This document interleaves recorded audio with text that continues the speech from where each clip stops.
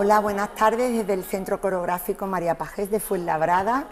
Aquí estamos en nuestro segundo episodio de Conversaciones en Fuenlabrada y hoy tenemos el gusto y el enorme placer de tener a nuestro invitado, que es Ángel Rojas. Hola Ángel, ¿qué tal? ¿Qué tal, María? ¿Cómo estás? Pues aquí estamos estupendamente contigo, la verdad, en nuestro rinconcito. En nuestro rinconcito, ya con tu giraldillo que lo he visto Ya, ahí. aquí tenemos todo el té, lo tenemos todo, el té que nos ha preparado Larvi, que como ves, aquí hay que sentar patria y ahí la tenemos. Entonces, hoy es un día maravilloso porque hemos estado ya conversando, Ángel, un buen rato y bueno, me estaba contando solo una pincelada de esta vida tan interesante que es la tuya, Ángel, en lo que tiene que ver con lo que es la danza, con lo que es tu vida, con lo que es ser persona, crear una familia, danza siempre ahí por medio. Pero a ver, para saber un poquito más de ti, ¿tú eres de Madrid? Sí, yo soy de Madrid, aunque mi familia es de Córdoba, pero yo soy de Madrid, la primera generación de Madrid. De Madrid, de Móstoles, además, yo soy aquí cerquita. mostoleño. Y tu familia llega desde Córdoba, viene a Móstoles, sois muchos hermanos. Bueno, en realidad somos 6 hermanos, pero por hambre, se van al norte, a Oviedo, Asturias. Ajá. Y ahí nacen mis primeros 4 hermanos, y Sí. después ya viajan a Madrid, y nacimos mi hermana y yo, que somos los primeros madrileños de la familia. Claro. Y ahí se asientan un poquito y ya empezamos un poquito a tener una vida mucho más vinculada a Madrid, de una forma, pero yo tengo un problema con mi madre, porque como mi madre, que en paz descanse, cuando cocinaba, claro, como cocinaba toda la frituría de Andalucía y todos los guisos del norte, claro, al final era una chef total. Así es que yo me tengo que pegar un puntito a cada boca porque claro. para engordar. Pero... Y una cosita, a ver, porque siempre, a ver, por lo menos yo lo que recuerdo, sé que a mí me marcó mucho nacer en Sevilla, aunque mi familia era catalana, porque es verdad, el flamenco es algo que en mi ciudad lo tenías muy cerca. Pero tú, ¿por qué crees que bailas? ¿Por qué crees tú que de pronto, cuál es el primer impulso que tú sientes con el baile? Yo creo que el ser humano es un movimiento en sí mismo, ya es un baile, yo creo. Es algo muy simple, la necesidad de moverte, la necesidad del arte en mí nació, yo creo que, nació conmigo, nació con mi madre, me parió así. Y yo creo que era una forma de expresarme, era la mejor forma de expresarme que yo podía tener. Primero intenté cantar, porque me gustaba mucho el arte, me gustaba cantar, pero cantar en la casa, ¿sabes? Pero que a través de eso, a través de las diferentes expresiones encontré... Y hubo una cosa que me marcó muchísimo, que fue ver al maestro Canales en la televisión, en un vídeo que salió con Mariquilla, en un especial que hicieron con la hija de Mariquilla, con Antonio Reyes, en fin, había grandes artistas allí. Y yo le vi bailando por Soleá, delante de una hoguera, ¿no? Y Morenito de Illo era el que le cantaba. Y a mí eso me fascinó de tal forma que me enamoré artísticamente, primero del artista, ¿no? y del arte. Y entendí que ese era mi lugar. Después, ahora estoy muy vinculado al flamenco, pero empecé a caminar a través de la danza, como tú has dicho al principio. Y fue porque eso es el paso ese de ir a una academia, a una escuela, porque es importantísimo. Desde luego hoy nos están siguiendo muchísimos niños, niñas que son los padres, a lo mejor lo que lo llevan a una academia o a lo mejor de propia iniciativa, a lo menos de los niños, oye, que quiero bailar, quiero... ¿En tu caso cómo fue? Pues en mi caso fue, mira, como nosotros somos 6 hermanos, la cosa en casa estaba escasa, porque éramos muchos, ¿no? Claro. De comer nunca nos ha faltado, pero había que moderarse. Entonces mi hermana era la que iba a la clase de baile y me lo enseñaba en el salón de casa. Ella me lo enseñaba lo que aprendía, que gracias. Claro, entonces, o sea, fue tu primera profesora. Fue mi primera maestra, claro. Y ahora es la subdirectora de la escuela, claro, que yo dirijo hace 20 años. De alguna manera siempre se ha vuelto, ¿no? Pero así era una forma de compartir. Y además, de hecho, mi hermana y yo estamos muy vinculados, nos llevamos muy poca edad, y hemos estado muy vinculados siempre, y a través de esas experiencias mucho más, ¿no? Después, pues hicimos un grupo con muy despropósito, pero para empezar a ganar nuestro propio dinero. Es decir, desde el principio siempre estamos vinculados hemos estado vinculados a la danza y hemos sido conscientes de que teníamos que aportar y que nuestras familias no podían claro, sostener claro. Eso, ¿no? Y sobre todo en las familias, ahora quizás es diferente porque el arte, o yo eso quiero creer, o eso es lo que debe de ser, el arte, digamos, es una profesión en sí misma, o tiene que ser una profesión tan digna o tan propia o necesaria como cualquier otra, ¿no? Pero en ese momento, hace 40 años, pues no era así, ¿no? Era totalmente diferente. Yeah. Entonces yo creo que poco a poco nosotros hemos ido encontrando, yo he ido encontrando mi propio lugar, me he ido buscando las habichuelas por mí mismo y nunca he necesitado, digamos, una forma de mis padres para eso, ¿no? He sido consciente de la necesidad y de buscarte un poco la vida y decir, si tú quieres eso, trabaja, ara tu campo, siémbralo y a ver si recoges, ¿no? Claro, porque es verdad que ha cambiado el sistema educativo en lo que se refiere a la danza, porque yo recuerdo también que aprender a bailar era un dinero importante, o sea, sí. Ir a las academias, no había el sistema, por ejemplo, en Sevilla, siempre lo digo, no había conservatorio, en tu caso no sé cuáles fueron tus primeras escuelas, si luego fuiste a Amor de Dios, y luego... Sí. Y eso es un dineral, la verdad que no todo el mundo se lo puede permitir, y es verdad que lo tienes que compaginar trabajando para poder seguir con ese ritmo de aprendizaje. Nosotros, yo en este caso, desde el principio, eso lo tuve clarísimo, que si quería estudiar danza, tenía que buscarme la manera de poder sufragarlo, porque mi familia no podía hacerlo. Y tú dices que empezaste como tarde, a mí me llama la atención. 13 años. 13 años, claro, que, bueno, a ver, puede ser tarde, pero sí es verdad. Para la danza sí, ya, pero corriste mucho luego, claro. Vamos, como un galgo. Tú dijiste, aquí hay que ponerse las pilas. Yo, María, me acuerdo que era obsesión hasta el punto en el que rompí esa cinta, un día se rompió, mis padres me echaron tremenda bronca porque no dormía viendo esa cinta de Canales y de La Mariquilla era la única cosa que tenía a mi mano, porque no había internet, no teníamos, digamos, los medios de difusión que tenemos ahora no existían, tenía que buscar las cosas como vamos, como una aguja en un pajar, ¿no? Entonces yo rompí esa cinta de tanto verlo, y me acuerdo que cuando ya poco a poco empecé en una escuela en Móstoles, ya después, digamos, ya pasé a la escuela de Calentaf con Juana Taf, sí, que era en la calle Libertad, número 13. Claro, ahí me pasaba el día entero. Yo me acuerdo que entraba a la escuela de la maestra Juana a las 9 de la mañana la primera clase y salía a las 9 de la noche y comía viendo vídeos. Porque tenían como una especie de, bueno, ese espacio era un espacio pionero en ese momento, porque era un poco, bueno, un centro de referencia. Y Juana era, o sea, tú empezaste haciendo danza clásica. Danza clásica, danza española, danza española, ¿y de español con quién, qué maestros recuerdas tú? Pues mira, de español, pues María Magdalena, porque es que eso es, vamos, sí, todavía referente, la técnica flamenca. Paco Romero, con paz descanse, con sus palillos, su forma peculiar de manejar el ritmo y la parte técnica y esa cosa de ese arranque que tenía él, ¿no?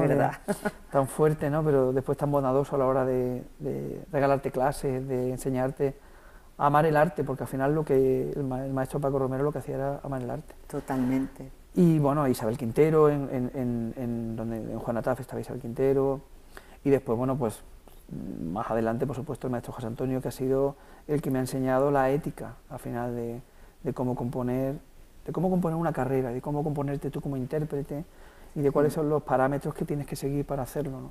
Pero yo me acuerdo que cuando entré, y por supuesto el maestro Granero, que como ya sabemos es un referente para todo, un icono, un creador y un maestro al final, ¿no? Y yo me acuerdo cuando entré de oyente en la reposición del ballet español de Madrid. Sí. Que lo dirigían en ese momento Granero y José Antonio. El primero sí, pero después ya la reposición ya se quedó solamente Granero. Y yo me acuerdo que yo acababa haciendo la clase de ballet, la acabé haciendo en puntas. O sea, llegamos hasta un nivel, o sea, de amor a la danza, de investigar, de querer progresar, ¿no? Y de querer... Sí, descubrir. Sí, yo me fui me acuerdo a Mati, y le dije, mire, yo necesito unas puntas. Y me miró así, ¿unas puntas? ¿Unas puntas? Digo, sí, yo es que tengo unas puntas. Y yo tengo el pie como una albarca, chiquitito, pero como una albarca. Tengo un buque, vamos. Y dice, mira, es que no tenemos puntas para varones. Le digo, pero alguna tendrán, ¿no? Digo, alguna me podrá valer. Bueno, pues hasta que encontré una marca que se llama Chacot, que esa es la que yo me pude poner en la punta. Me la teñí de negro.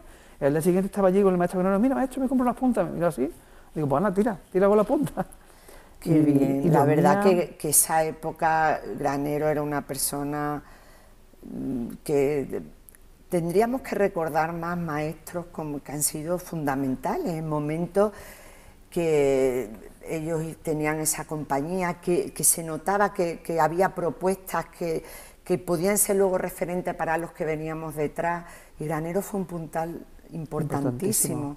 Qué pena que a veces la memoria es tan corta en los seres humanos, porque hay, ahora no sé, ahora en los conservatorios, es importante que todas estas personalidades de alguna manera también estén presentes, ¿no te parece? Es que si no, María, no hay, si no hay pasado, no hay futuro. Claro. En la danza, sobre todo, que nuestra historia, digamos, bueno, tiene una cierta menos difusión, o ahora quizá estamos empujando para que eso no suceda así, y también las redes sociales nos ayudan a estar más cerca de todo el que le gusta la danza, que es infinidad de personas las que son fanáticos de ese arte, ¿no? del nuestro. Pero yo creo que el maestro Granero, como doña Pilar López o el propio Gades, quizá Gades está más en el imaginario porque está la fundación, porque ha dejado un legado coreográfico que, bueno, muy corto pero muy intenso. Mantienen esa parte, ¿no? Pero porque eran maestros que eran intérpretes también, o sea, la visibilidad era mayor, y a Granero nunca lo vimos bailar, por lo menos no lo vimos nosotros, entonces ya lo vimos como siempre esa persona que estaba detrás, por eso no tenía esa visibilidad quizás, ¿no? El legado que ha dejado el maestro Granero ya no creo que no solamente a nivel coreográfico, porque evidentemente a nivel coreográfico es indudable, y por suerte radica y está salvaguardado por el Ballet Nacional, y eso está muy bien. Pero yo creo que el legado verdadero, hoy lo hablaba en el ensayo con la compañía, le decía, a mí el maestro Granero me enseñó a dirigir, sin saber que me estaba enseñando a dirigir. Perfectamente. Y que después no sé si imagino que a ti te habrá pasado. Lo has asumido. Lo he asumido como, he dicho, claro, yo hago esto porque el maestro Granero me decía esto. Porque hay una parte muy importante en los que lideran una compañía de danza, que es la parte pedagógica. Cuando tú diriges algo, realmente estás transmitiendo conocimiento y transmitiendo valores y transmitiendo... Legado. Es el legado el que al final... Claro, y al final tú te quedas con eso, tú que has estado trabajando pues con estos maestros fundamentales, luego te han transmitido todo eso, o sea que hay una labor pedagógica que ahora tú estarás transmitiendo a los integrantes de tu compañía. Sí, además hay lo que hablaba un poco antes de estar con todos los oyentes, hay unas generaciones que vienen ahora y que, bueno, yo para mí tú eres un referente, es decir, un referente total. Yo me acuerdo de cuando vi El Perro Andaluz, por ejemplo. Yo me quedé y me quedo, porque no es una cuestión de que, de hecho me gustaría volverlo a ver, o sea, poderlo ver como repertorio, te lanzo ahí la pelota, para que lo tengas en cuenta, porque no somos muchos, porque ese ballet, por ejemplo, cambió la perspectiva de cómo entender, a mí en este caso, de cómo entender, ya no tanto el movimiento, que sí, que era tu movimiento, tu partida de movimiento, lo que estábamos viendo, pero era el concepto musical, es decir, lo que se consiguió metiendo la línea del tiempo de esa manera, con esa naturalidad, había un descaro maravilloso a la hora de afrontar la mirada con la cuarta pared y el público, donde el tratamiento de la luz, por ejemplo, todo, o sea, era cómo poner un banco y un farol, es decir, iluminarlo como si fuese aquello cine, ¿sabes? Que era una perspectiva muy diferente.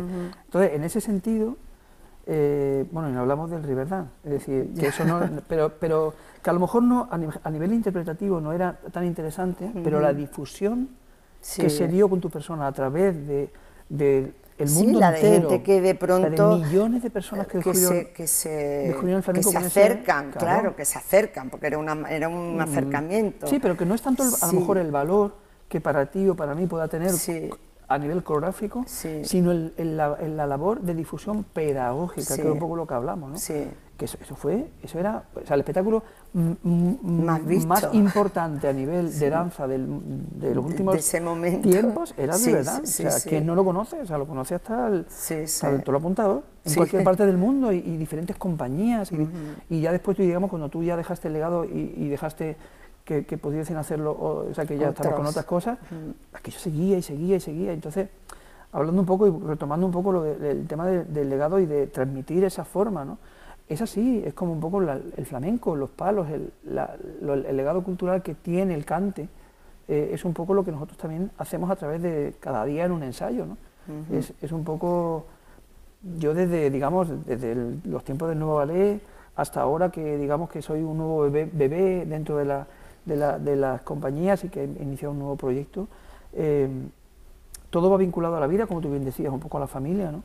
Tú que eres madre, un poco hablábamos Sí, un poco sí. de lo que era criar, ¿no? Y de Claro. cómo nos han criado a Educar, nosotros, ¿no? y cómo nosotros estamos educando ¿no? ahora. Pero dime una cosa, es muy importante, yo recuerdo Yo te el abro un poquito de momento, té. si venga, Lo pongo vamos a yo. tomarnos el té que Lo se pongo nos yo. va... El Albi nos ha hecho un té precioso. Vamos a sacarle partido. Y es muy importante lo que yo recuerdo del nuevo ballet español, por ejemplo, que fue como un salto, eran dos jóvenes que de pronto irrumpen ahí en la escena de la danza, nuevo ballet español, porque es verdad que en el crecimiento, en el proceso de lo que es la danza en España, ha habido un momento que la danza clásica española era el furor. Luego hubo un momento, pues el momento de la transición, de pronto empiezan a haber señales importantes en lo que al flamenco se refiere y aparecen, y el flamenco va tomando como más peso en la balanza de lo que la danza en española, en detrimento a lo mejor de la danza folclórica o de la escuela bolera o de la danza española o clásico española.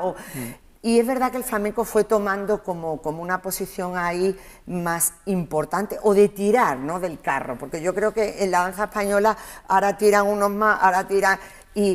Pero esa aparición del nuevo ballet español fue importante. Dos jóvenes que de pronto proponen Rojas y Rodríguez. Una nueva visión, realmente fue así, seguir el pálpito y seguir la necesidad de contar las cosas de otra forma, y sobre todo con la castañuela, sobre todo con la estética a nivel musical. Por eso, de alguna forma, lo que decía antes del perro andaluz y de las propuestas que en ese momento tú estabas llevando, La Tirana, es decir, todas las creaciones que han ido precediéndonos, en cierto modo, nos han abierto arrieritos. Por ejemplo, esa propuesta artística fue muy interesante con Teresa Nieto y Cookie y Natacha y bueno, todo ese elenco de artistas. Nos cambiaron la perspectiva y nos dieron la posibilidad de decir, es que se pueden hacer cosas. Y después entra en juego también un poco la inconsciencia que teníamos nosotros a nivel de el poco miedo de arriesgar con 17, 18 años que eran muy jóvenes. Tu patrimonio, porque nosotros en ese momento como bailarines ganábamos dinero, es decir, que nos iba bien, pero todo ese dinero lo invertíamos en músicas, en casi ahora que sí, una música de Emilio de Diego, que sí ahora vestir a José Antonio por una coreografía, cosas que me acuerdo, yo siempre cuento una anécdota que hicimos una pieza que se llamaba Infierno Sociedad Limitada, que le hicimos para una gala del Albéniz, y estábamos trabajando con la compañía de José Antonio en ese momento, y le pedimos a José Antonio que si podía participar en la pieza, y le dijo que sí. Bueno, nosotros nos pusimos, imagínate, claro, como locos, no sé cuánto, nos fuimos a González, al sastre, y le dijimos, el mejor traje, la mejor capa. González es un sastre que de toda la vida, de danza española, de danza flamenco, y de flamenco, y que hacía los trajes a medida a los bailadores. Un maestro del corte. Y llegamos allí a la calle del Pez y le dijimos, maestro González, necesitamos el mejor traje, una capa de satén que tenía 3 metros y pico, no sé cuánto, aquello nos gastamos lo más grande. Salimos con nuestra ropa ya pagada de González Y le digo yo a Carlos, le digo, mira, Carlos, había pesetas, claro. Le digo, mira, déjame 100 pesetas que no tengo para volver a casa. Y dice, pues te lo iba a pedir yo a ti. Y le digo, pues estamos los dos bien aviados. Tuvimos que volver al ensayo y decir al maestro José Antonio, José, mira, toma tu ropa, tenga usted su ropa, porque... Y nos tiene que dar dinero para volver a casa, porque no tenemos para volver a casa. Y él se me daba de risa, pero... Por eso digo que fue un poco un momento de mucha inconsciencia, de mucha necesidad, de ganas de hacer cosas. Y eso, en el 95, en 1995, abrió una puerta muy importante para que hubiese otro faro, ¿no? Un poco lo que vosotros estáis haciendo con el Centro Coreográfico Manuel de Pajes en Fuenlabrada, pues nosotros lo hicimos en el 95, con esa perspectiva de intentar ver sin saber que estábamos haciendo eso.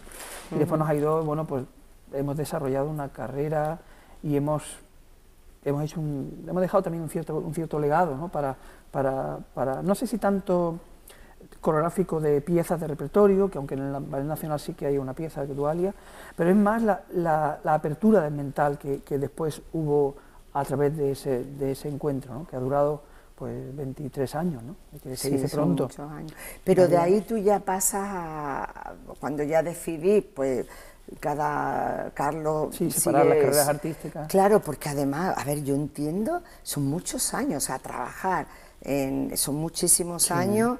Es verdad que habéis hecho cosas súper importantes, pero en algún momento seguramente decidiríais, bueno, pues igual ahora es el momento de iniciar algo yo solo. Y por ambas partes seguro fue así. Sí, yo creo que Carlos es como mi hermano, es el padrino de mi segundo hijo, es algo que está cerca de mí siempre, va a estar toda la vida, porque somos hermanos de vida y al final es lo que queda y es lo más hermoso, ¿no? Que las relaciones perduren en cualquier estado, ¿no? Pero yo creo que hace como 6 años, más o menos, 6, 7 años, yo me di cuenta de que realmente necesitaba volver a un lugar donde yo me siento como parte de él y cómodo, que es el flamenco. Desde otra perspectiva, es decir, yo soy un bailarín, pero soy un bailarín flamenco, y tengo esa sensación porque es lo que yo realmente siento, es decir, yo ya no me voy a volver a poner una zapatilla, ni voy a volver a crear algo que tenga que ver con la zapatilla, aunque me siento muy comprometido con la danza española y con la Escuela Bolera. De hecho, además hace 15 días en la sede nuestra hemos hecho un taller de investigación sobre la Escuela Bolera para ver cómo podemos seguir dándole alas a un arte tan nuestro y tan genuino y tan único como es esa danza, ¿no? Pero entonces, en ese momento, hace como 6 años más o menos, hablo con Carlos y le digo, Carlos, mira, yo necesito, justo cuando estábamos empezando a encarar Titanium, que fue una producción muy grande y en la que yo no me sentía identificado, y le dije, yo te acompaño, producimos, hacemos esto, pero esto lo diriges tú y te lo quedas tú, es decir, tú eres el responsable, porque yo también he tomado un rol durante todo ese tiempo, durante todos estos años, de 23 años, de mucha responsabilidad de gestión, que después porque también hay una parte, me ha servido mucho para desarrollar otros proyectos de gestión importantes que creo que han servido también de mucho.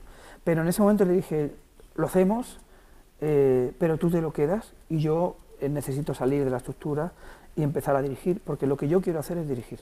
Lo que quiero hacer es, quiero convertirme en un director artístico. Ni siquiera tanto en un coreógrafo, que ya ha hecho mucha coreografía y me gusta, pero lo que me gusta es dirigir, y eso es lo que... Y yo creo que llegué en un momento con esa conclusión y quería dirigir en el flamenco y en el sur.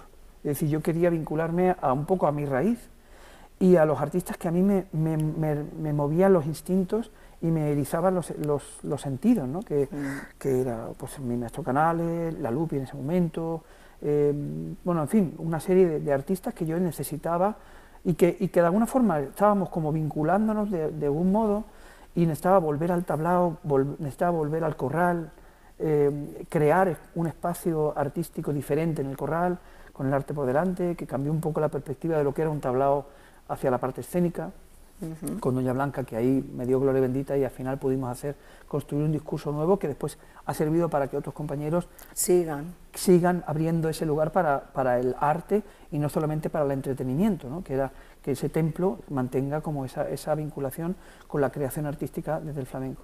Y entonces de esa manera también me vinculé a lo que hoy en día soy, ¿no? O intento ser dignamente modestamente, pero ese es mi lugar, ese es mi núcleo, y desde ahí donde esa es mi verdad al final. Y si uno va con la verdad y al final llegas a un centro, y el huracán, aunque haya mucho huracán, no vas a tener miedo dentro del centro, porque estás fijo en los pilares, ¿no? Sí, porque la verdad que la danza ahora, tú, oyéndote, bueno, te estamos escuchando, es todo un proceso de lo más complejo, es decir, de ese niño adolescente que empieza a bailar, que luego empieza a trabajar con importantes creadores, que ya tiene esa inquietud creativa, que ya muy pronto hace su propio proyecto, de la mano también con Carlos, y luego va esa evolución, esa idea de la gestión, esto que hablas tú, es que tantos creadores son también gestores de sus propios proyectos, gestores a nivel empresarial, a nivel de organización, de coordinación, de todo lo que es, pues, crear un proyecto y poderlo llevar a cabo, y financiarlo, es decir, es todo un mundo ahí complejísimo. Las estructuras, además, las estructuras de las compañías de danza en este país, poco a poco, yo siempre intento ver el vaso más lleno que vacío, un poco, tú eres un poco igual en ese sentido, y eres muy peleona, ¿no? Eso está muy bien, y me vinculo y me sirve de ejemplo además para seguir. Pero las estructuras de las compañías de danza son bastante pequeñas, ¿no? Y digamos, nosotros en este caso somos bastante, también lo hemos trabajado, es decir, pero es complicado, ¿no?, llevarlo. Entonces, para mí siempre ha sido muy importante estar vinculado a la gestión, porque tengo mi 50%, se vincula a la parte empresarial, sin tener empresariales académicamente, ni entender nada, pero es una cuestión de intuición, ¿no? Mi familia, mi madre se mató a trabajar, y mi padre igual, para que todos tuviésemos una carrera, y al final yo la tengo por la cuestión de la danza, pero todos han tenido empresas, todos han tenido... Y esa parte de mí está como en la piel. Yo he visto siempre en mi familia buscarse mucho la vida, y a mis hermanos... ser emprendedores. Ser emprendedores, exactamente. Sí. Entonces yo simplemente he seguido ese camino, ¿no? Un poco que ellos han abierto, y me gusta mucho, porque creo además que la dualidad, esa dualidad en los artistas, bueno, creo que es buena, es muy buena, y yo creo que es necesaria en un punto, porque tu carrera no puede ser, o bueno, en este tiempo que estamos tan globalizados y hay que dividir, no trabajamos por competencias, que es lo que debemos hacer, sino que tenemos que hacer un poco de todo. Tú eres el que decides qué proyecto quieres tener y dónde lo quieres proyectar y en qué tiempo. Entonces, cuando tú tienes ese macro, puedes dirigir los micros, si no, no hay manera. Entonces, y aunque haya personas que te ayuden a desarrollar todo eso, el que tiene que decidir cuál es el rumbo que toma el barco, eres tú, o es la persona que inicia ese impulso.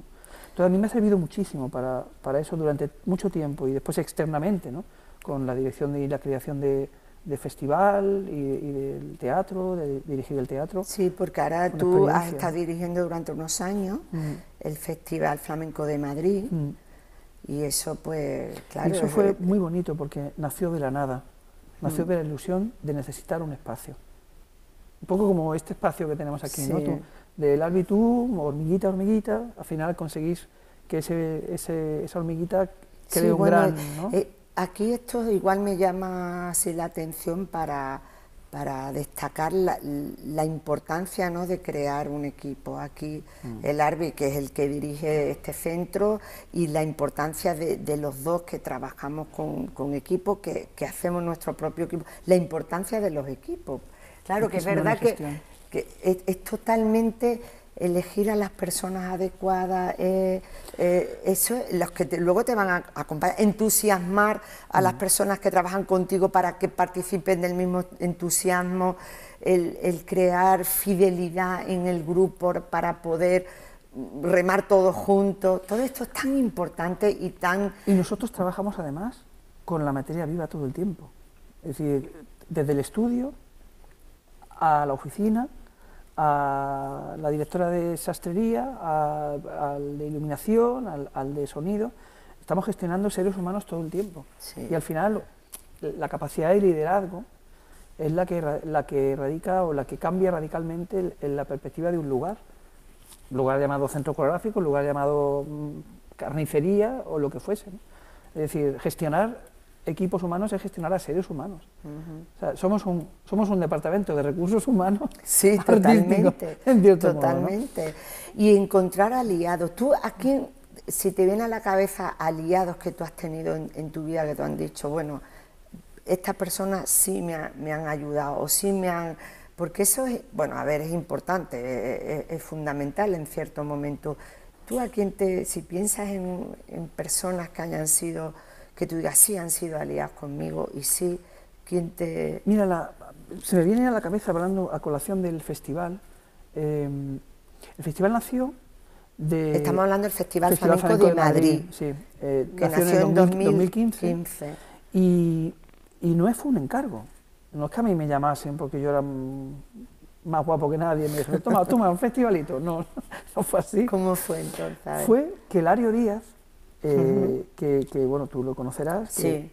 Ex bailarín de la CIA, ex bailarín de la compañía Antonio Gades, incluso después con Goyo Montero y demás, nos llamó para tener una temporada en el Fernán Gómez, porque tenía un mes y la compañía de Gades no podía, por no sé qué razón, nos dijo, bueno, y yo le dije a Lario, mira Lario, no podemos estar en Madrid, porque acabamos de estar hace un mes y pico o sea, un mes en temporada en la Gran Vía, y dije, nuestro público no tiene más ya, y nosotros no podemos tampoco tener más pulmón, ¿no? Claro. Le digo, pero yo sé, soy consciente de que hay muchos compañeros y compañeras que no pueden exhibir en Madrid, entonces si tienes ese mes libre, yo lo que te puedo hacer es recomendarte a propuestas que yo ya sé que están ahí, que no pueden escribirse, que no hay más lugar, y lo mismo puedes tener opciones más, pues mira, bien, hazme una propuesta, tal. Entonces yo empecé a llamar a colegas, a llamar a la Lupi, a Miguel, a Manuel Niñán, a Jesús Carmona, a Dani Doña, bueno, a la gente de mi entorno, ¿no? A mis compañeros. Sí, que tenía 2 meses de programación cuando se lo presenté a Lario, digo, pero es que esto tenemos para 2 meses, me has dado 1. O sea, oye, ¿por qué no hacemos? Le dije, oye, ¿por qué no hacemos algo más? Y hacemos unas clases y hacemos que en torno a esto, y ¿por qué no? Hacemos una exposición, y ¿por qué no? Que hicimos un festival. Todo el mundo iba a taquilla, el primer año, no había nada. Y la idea era que todo el mundo pudiese cubrir gastos, todo el mundo cubrió gastos. Y fue un éxito. Fue un éxito. Y el segundo año ya había cachés para la gente. O sea, fue como, yo fui entendiendo, en Lario en este caso, que me comentaba de una persona receptiva dentro de las instituciones públicas, que escuche, que tenga una pierna en el despacho y la otra en la parte, digamos, más onírica de la creación, que entienda esa dualidad, ¿no? Bueno, hablamos un poco del alcalde de Fuenlabrada. La verdad, ¿no? que en Fuenlabrada es importantísimo, claro. Por lo que digo, nosotros, tanto Larry como yo, tenemos aliados. Pues Fuenlabrada es ejemplar, es lo que estábamos hablando antes, el hecho de que Fuenlabrada acoja un proyecto como el nuestro, pues esa intención, esa voluntad, esa entrega primera de abrir puertas, como ha sido Fuenlabrada, es fundamental para crear proyectos. Y luego sentir la complicidad de que van caminando juntos. De que el proyecto somos todos. Y todos tenemos que caminar juntos, como tú dices. Entonces, pues es fundamental. Igual tú hablas, este festival ha nacido porque ha encontrado gente con la que han entendido. Por eso es fundamental, siempre desde aquí reivindicamos la idea de que es necesaria esa voluntad desde los que tienen responsabilidad en la organización y en el ordenamiento cultural de nuestro país, de nuestra ciudad, de nuestra comunidad, que entiendan que es fundamental su voluntad y su implicación en los proyectos para poderlos llevar a cabo. No es solo parte de profesionales como tú a la hora de hacer un proyecto, sino necesitamos encontrarnos en un punto en común y con unas voluntades comunes para tirar para adelante. Sobre todo, y siguiendo lo que tú corroborando lo que tú estás diciendo, porque los gestores públicos que gestionan cultura, en algunos casos, y si son políticos no, también no perduran en el tiempo. Claro. Es decir, hay veces que sí, hay veces que no, pero nosotros estamos aquí siempre. Claro. Es decir, hasta que no nos cierren la puerta, aquí seguimos, ¿no? Entonces, de alguna forma sí que es cierto que aquí es un ejemplo, Javier, el alcalde, Sí. es un Es chapó, o sea, que es chapó, así, chapó, es sí. como político ejerce dentro de su voluntad, ejerce de lo que tiene que hacer, Claro, abraza este proyecto totalmente. y lo hace partícipe dentro de una ciudad. Y eso lo que hace es magnificar a su ciudad, porque la cultura es una transformación, o sea, es totalmente la que va a transformar, o yo quiero creer, yo creo que estamos totalmente de acuerdo, que es la gran transformadora de la sociedad y podemos transformarla a través de la cultura. De hecho, la pandemia ha servido para que nos demos cuenta o se den cuenta de que la cultura, de que se consume cultura todo el tiempo, ¿no? Ahora a través de las redes sociales, a través de los canales como ahora, ¿no? Que estamos en muchos lugares del mundo al mismo tiempo y estamos charlando tú y yo aquí en Fuenlabrada, ¿no? Claro, y nos siguen, que yo no sé, nos estaban contando todo por redes, todo lo que... Ah, sí, porque igual estaría bien también los que nos siguen, también nos hacen comentarios, claro, porque muchos Eso está fantástico, nos siguen de España, Finlandia, Portugal, y de Finlandia, Tobe nos comenta al hilo de lo que está. El flamenco ha dejado el resto de la danza española en la sombra en el extranjero. Fíjate lo que nos comenta, casi nadie conoce las demás danzas españolas aquí. ¿Tú qué crees? Eso es una espinita, Es eso es una verdad, espinita. eso es una espinita. Yo creo que la danza española, el flamenco, y yo nada más, es uno de mis propósitos, quizá a lo mejor no tanto en mi nueva etapa en solitario, a nivel, digamos, de creación, pero sí de divulgación. Eso sí, por eso dentro del marco de las compañías residentes a la que pertenezco, como en Móstoles, la danza española tiene un lugar, ¿no? Pero yo creo que la danza española abrazó al flamenco cuando el flamenco no era lo que es ahora. En los años 40, 50, cuando estaba en su pleno apogeo, y ahora es el flamenco el que tiene que dar la mano a la danza española para que perdure en ese tiempo. El ejemplo más concreto es el Festival de Jerez, por ejemplo. El Festival de Jerez siempre tiene un lugar para la danza española.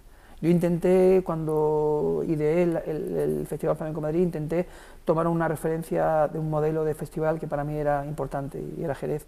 Y digamos, tomé como referencia eso, por eso siempre había un lugar para la danza española. Y en cada sitio donde voy siempre la danza española me acompaña, porque yo soy parte de ese maravilloso mundo y tengo que seguir siéndolo, aunque mi raíz ahora mismo me pertenezca mucho más al flamenco o mi sentir esté ahí, ¿no? Pero sí es cierto que las grandes compañías de danza española pues ahora mismo no tienen lugar. Yo tengo en mente, muy en boca, y además ahora que estoy en el Consejo Territorial de ASGAE, fomentar esa parte, y sé que además que desde la casa se va a querer abrazar ese nuevo discurso, porque es importante. Pero igual, a ver, esto es lo que comentábamos al principio, que está muy bien, gracias Tobe por este comentario. Son ciclos, realmente en la danza son ciclos. Yo recuerdo cuando llegué a Madrid, que entré en la Escuela del Ballet Nacional, lo primero que te exigían era el nivel de clásico, de ballet clásico. Y de flamenco, en la formación de los estudiantes que estábamos allí en la Escuela del Ballet Nacional, flamenco había muy poco. Realmente, claro, yo venía de Sevilla, donde mi formación de flamenco era buena, y yo en clásico a lo mejor lo era menos. Y yo echaba de menos que ahí no hubiera, la formación flamenca era muy escasa, decía, a lo mejor a la semana había 2 días o un día, y eso me llamaba la atención. Es decir, en ese momento los que tiraban, por eso digo, los que tiraba del carro, lo que se refiere a la danza española, era la escuela bolera, era la preparación clásica, y las personas que pasaban al ballet, a la compañía, eran los que mejor formación clásica tenían. Es decir, que son ciclos. En ese momento la escuela bolera era muy protagonista, en ese momento era realmente el flamenco estaba ahí como más secundario. Había bastantes compañías que llevaban repertorio de escuela de danza española y folclore. Recuerdo las clases de Azorín, por ahí pasábamos todos, de Juanjo Linares. Eso ahora mismo no existe y es verdad, es una pena. Pero porque yo creo que el modelo, como tú bien dices, ha cambiado y hay una transformación. También yo creo que la transformación, sin perder el repertorio, se tiene que ver, porque se tiene que ver reflejada en lo que tiene que ver con la formación de los conservatorios. Es decir, porque yo creo que nos tenemos que adecuar a crear bailarines y bailarinas ad hoc de los tiempos, sin perder la perspectiva. Es decir, porque ahora mismo, por ejemplo, el ejemplo más claro es la transformación que está sufriendo el Ballet Nacional. Desde la entrada de Rubén Olmos está adecuándose al tiempo, a este tiempo, ¿no? Al tiempo en el que el público necesita ver una compañía fuerte en zapato, enraizada en el flamenco, pero sin perder Jaureña, claro, bueno, por el Ballet ejemplo, ¿no? Nacional tiene ese Claro, cometido, tiene ese cometido, claro, claro. Pero el conservatorio, yo creo que también tiene que, o sea, los conservatorios tienen que adecuar sus planes de estudios para que poder dar salida a esos bailarines. Ahora mismo lo que tú dices, o sea, no podemos formar un bailarín como se formaba en los años 80, cuando tú estabas hay una evolución, porque y la enseñanza y la educación tiene que acompañar, claro, a esa evolución. Porque tú en principio ni yo vamos a poner un bailarín de escuela bolera, en principio no es nuestro digamos, nuestro marco creativo, ¿no? Es otro. Pero como el nuestro es el del 90% de los creadores contemporáneos en su tiempo, ¿no? No en la forma de baile, sino en el momento en el que vivimos. Pero ¿tú crees que ahora sin perder lo otro? Sí, sí, por supuesto. ¿Tú crees que a nivel educativo el sistema que tenemos ahora, porque hemos pasado de ser, los conservatorios tenían muy poco protagonismo en lo que era el sistema educativo, eran más pues las escuelas privadas o los estudios como era Amor de Dios, o los maestros que tenían su Carentaf, y hay un cambio, hay una evolución a cómo ahora es el sistema educativo. ¿Tú echas de menos algo? Realmente los bailarines y los bailadores cada vez están mejor formados, eso sin duda. Pero ¿qué harías tú? O a lo mejor... Yo haría bastantes cosas, pero sin... Digamos, yo creo que para construir algo no hay que romper lo anterior. Es decir, yo creo que hay que dar pequeños pasos cuando hay algo tan instaurado y que funciona, es decir, que es algo que nos ha dado muchos resultados y nos está dando muchos resultados, lo que hay que es adecuarlo al tiempo, adecuarlo al momento. Es decir, yo creo que los planes de estudios, el mejor ejemplo, María, yo creo que es el Conservatorio de Barcelona, el Instituto del Teatro. Que funciona muy bien. Ese es el mejor ejemplo que yo cogería como referente, no para copiarlo, porque digamos, el enclave geográfico catalán es muy concreto y necesita de eso, muy característico, y eso no funcionaría en Sevilla ni en Madrid tampoco. Bueno, pero tiene un sistema y un orden que sí funciona. Eso sí, pero traer es, digamos, ver, observar y traspasarlo al marco territorial donde estamos y ver qué funcionaría aquí. Es decir, yo creo que está demasiado innecesariamente puesto en un plan. Y ese plan, aunque se marque en una flexibilidad, es demasiado, evidentemente es institución y eso lo vamos a tener siempre, eso es siempre, bueno, es así, ¿no? Hay que justificar, poner, hacer y desarrollar y después hay que hacer el informe, eso tiene que estar así, ¿no? Eso es imposible de saltárselo. Pero el día a día sí, el repertorio que Mariemma nos dejó, quizá haya que volver a cambiar esa perspectiva sin perder los valores que tiene ese repertorio, pero sí incluir repertorios de creadores contemporáneos en su tiempo que nos dan otra perspectiva para que el bailarín que sale de ahí, cuando llegue al estudio contigo, conmigo o con cualquier otro compañero, sepa qué parámetros, no tengamos que empezar a explicar cosas que ya están rodadas en nuestro lenguaje, ¿no? Pero también se han hecho avances igual, porque contando ahora los lo conservatorios positivo, ¿no? sí son más amplios, hay más conservatorios.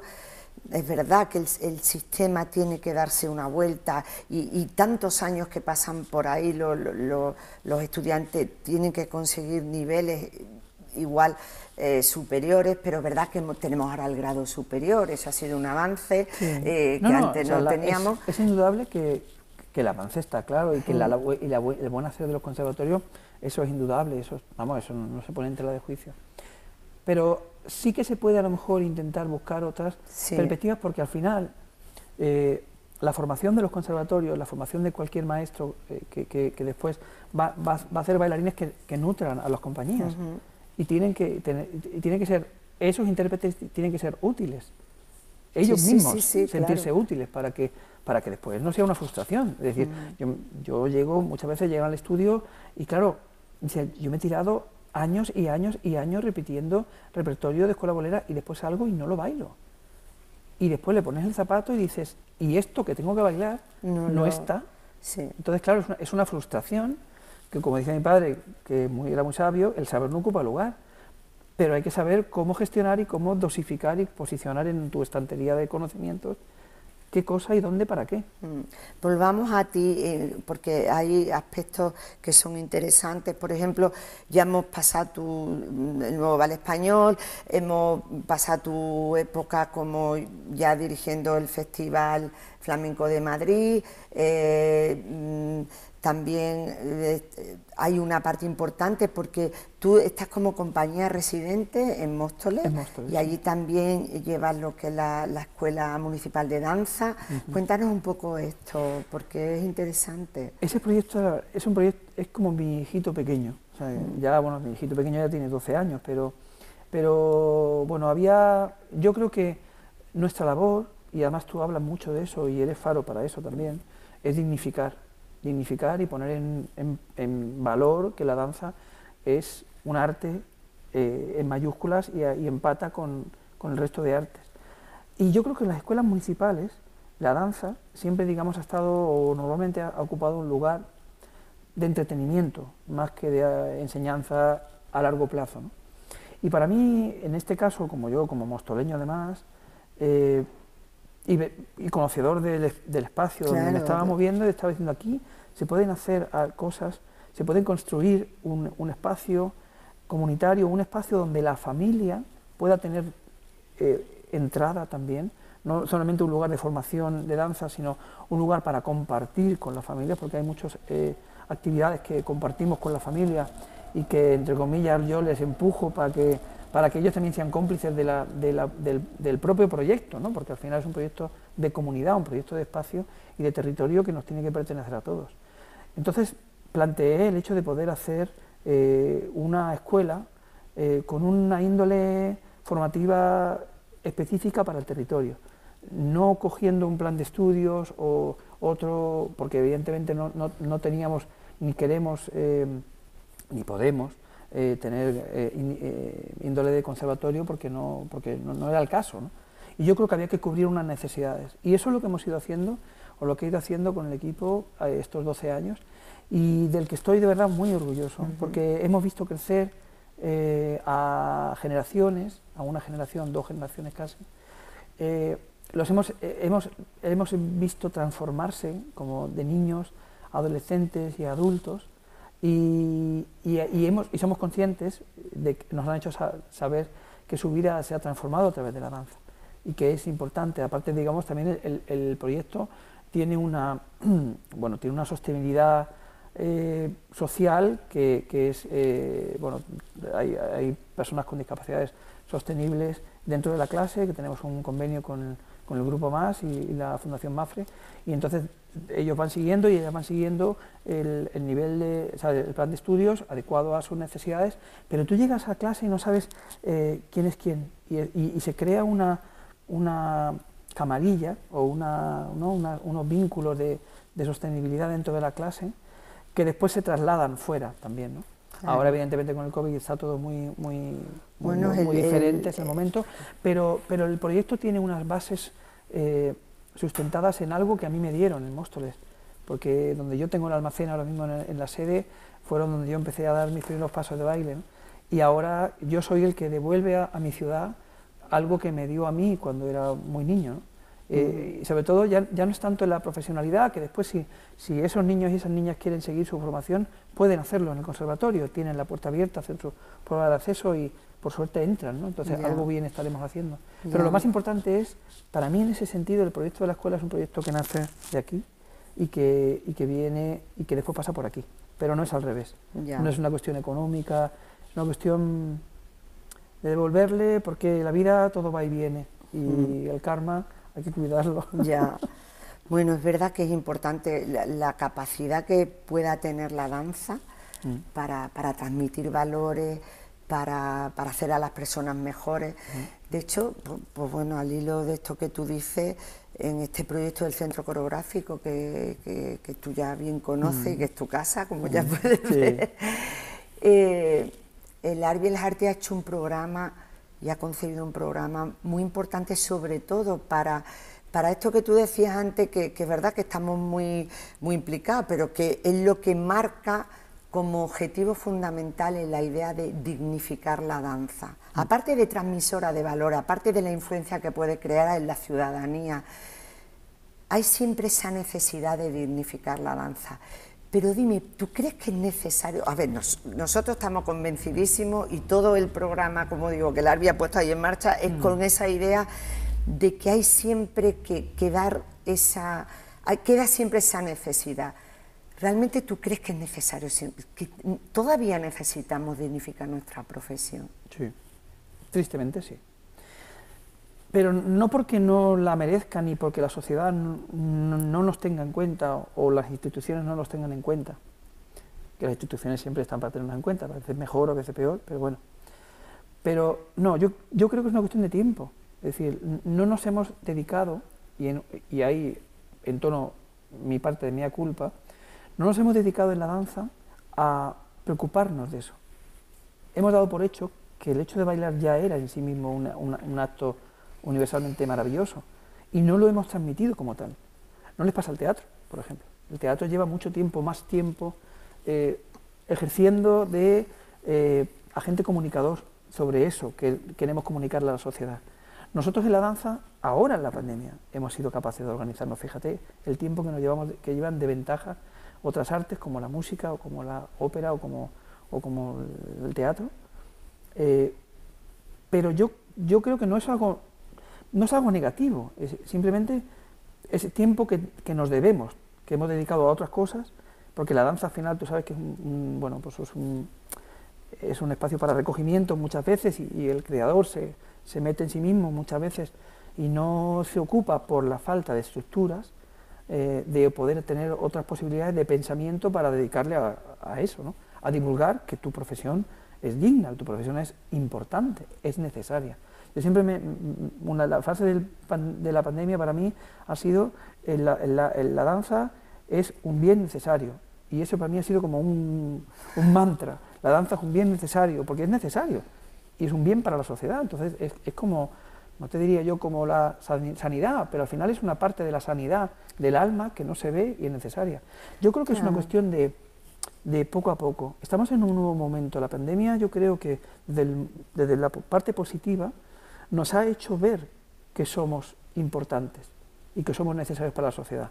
Y yo creo que no hemos sido solo nosotros los que nos hemos dado cuenta. Nosotros hemos transmitido ese mensaje con una potencia tan grande que se ha transmitido primero a la sociedad y seguidamente las instituciones han dado como ya. Claro, pero es verdad, queda mucho por hacer de todas maneras.